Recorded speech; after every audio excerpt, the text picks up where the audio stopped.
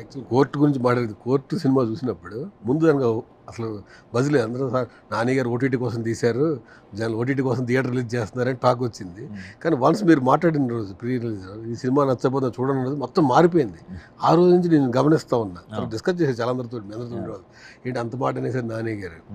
Once cinema చూసిన తర్వాత క్యారెక్టర్కి ఒకళ్ళకి శివాజీ నచ్చాడు, అంటే మంగపతి క్యారెక్టర్ నచ్చింది, ఒకళ్ళ చిన్నపిల్ల శ్రీదేవి క్యారెక్టర్ నచ్చింది, ఒకళ్ళు దర్శి క్యారెక్టర్, అంటే ఒక్కో దానికి ఎమర్జ్ అయ్యారు. అంటే మంగపతి క్యారెక్టర్ అయితే శివాజీ చాలా అట్లా చెప్పాడు కూడా మీ పేరు అసలు నాకు లైఫ్ ఇచ్చాడు నాని అని. అంటే లేదండి, ఐ డోంట్ థింక్ అది వాళ్ళ పాపం they are being very sweet. కానీ నేనేం చేయలేదండి. నేను ఒక మంచి కథ వెతుక్కున్నాను, మంచి కథ, ఈ కథ చెప్తే బాగుంటుంది అనుకున్నాను, మనకు కూడా మంచి పేరు వస్తుంది అనుకున్నాను, దీనికి ఒక మంచి టీంని అందించాను అంతే. సో వాళ్ళు ఆయన సినిమాకి ఎంత ప్లస్ అయ్యడో మాకు తెలుసు. సో ఆయన లేకుండా ఉంటే ఆ పాత్ర అంతగా పండేది కదా. సో ఎవరి కోసం ఏదో చేయటం అంటే కూడా అందరం కలిసి ఒక మంచి సినిమా ప్రేక్షకులు అందించామన్నది మాత్రమే నిజం. ఎగ్జాక్ట్లీ. అంటే బిఫోర్ లాస్ట్ ఇయర్ ఒక 1 month థియేటర్లు మొత్తం ఆపేశారు, సినిమా షూటింగ్ కూడా ఆపేసి కంప్లీట్ మార్చేయాలని చెప్పి ఇండస్ట్రీ. ఆ తర్వాత నేను చూస్తూ ఉన్నా.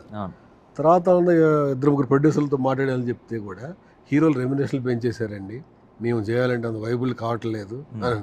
కానీ సినిమా చూస్తే ఇప్పుడు దర్శి లాంటి హీరోతో కోర్టు సినిమా తీసి నెంబర్ ఫిగర్ చూపించారు. అంటే మీరు దాన్ని ఎలా కంపేర్ చేస్తారు? అంటే వాళ్ళు ఇస్తున్నారు కాబట్టి మేము తీసుకున్నామని హీరోలు అంటున్నారు, ప్రొడ్యూసర్ల నుంచి.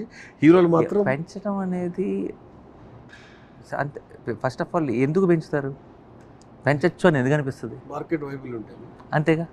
ఫస్ట్ ఆఫ్ ఆల్ ఇప్పుడు ఒక ఎవరైనా ఒక యాక్టర్కి నేను ఇది అడగాలని ధైర్యం రావాలి అంటే నువ్వు అడిగింది కరెక్టే అన్నది ఒక సెల్ఫ్ చెక్కింగ్ అన్నది ఒకటి ఉంటుంది కదా. అంటే ఇదేంటి మనకేంటి మన సినిమా అన్నది ఏం చేస్తుంది, వాట్ ఎవర్ అని ఒకటి ఉంటుంది కదా. సో హీరోలు పెట్టేసుకుంటే వెళ్ళిపోయారు అంటే అసలు అది లాజికల్ స్టేట్మెంట్ కాదు. అది పెంచారు అన్న న్యూస్ మీకు ఎందుకు అందిందంటే ఆ పెంచింది ఎవరో ఇస్తేనే అది పెంచినట్టు లెక్క.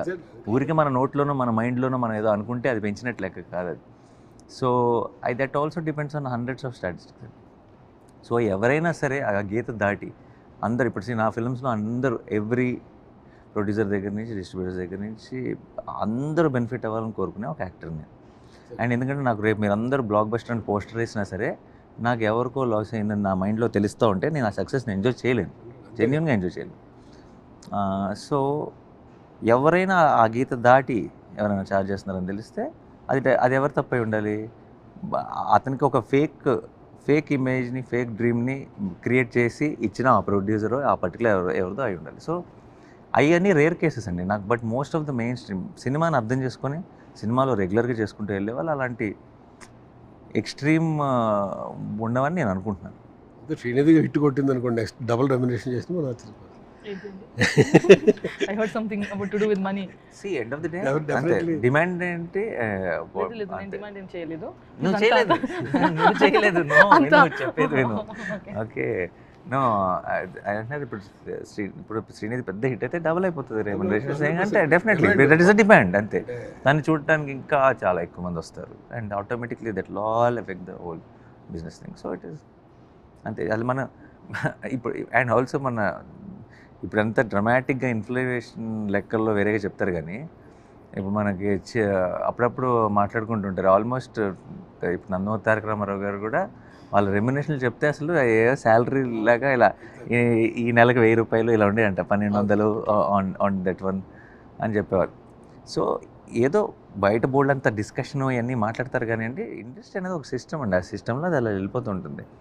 ఎవరో నిజంగా చెప్పండి, ఎక్కువ చాలా విషయాలు సినిమా ఇండస్ట్రీ రిలేటెడ్గా మాట్లాడే వాళ్ళు సినిమాలు తీయని వాళ్ళు ఎక్కువ ఉంటారు. సినిమా సినిమా తీసే వాళ్ళకి ఎక్కువ ప్రాబ్లం ఉండాలి కదా. వాళ్ళు ఎప్పుడు ఈ డిస్కషన్లోకి దగ్గర, ఎందుకంటే అదంతా ఒక సిస్టమ్. అది ఆ సిస్టమ్ బట్టి వెళ్ళిపోతుంటుంది. జస్ట్ మైక్ పట్టుకొని స్టేట్మెంట్స్ ఇచ్చేది వేరే, అది ఆ సెటప్ వేరే. అది ఊరికే మనకు ఒక ఎంగేజ్మెంట్ కోసం ఒక సోషల్ మీడియాలో ఒక ఇంటర్వ్యూలో అలా మాట్లాడుకోవడానికి తప్పితే అదొక ప్రాసెస్ అండి. ఏదైనా ఎక్కడైనా ఆఫ్ ట్రాక్ వెళ్తుంది అనుకో అది రిపేర్ అయిపోద్ది ఆటోమేటిక్గా అవుతుంది.